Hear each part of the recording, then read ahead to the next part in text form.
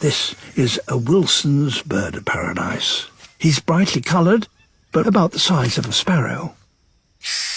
He's lived most of his life alone, but now he's an adult and he too needs to attract a mate.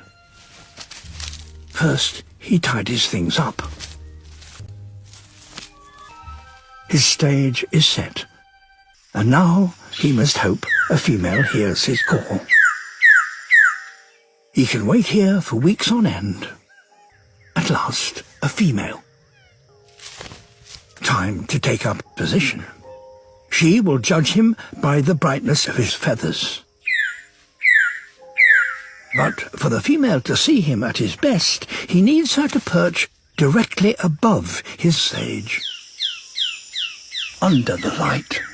This might be his only chance to shine. Now, when she's looking directly down on him, he reveals her display for her eyes only. In the gloom of the forest floor, he is a dazzling blaze of iridescent green, the brightest leaf in the forest. And that does the trick.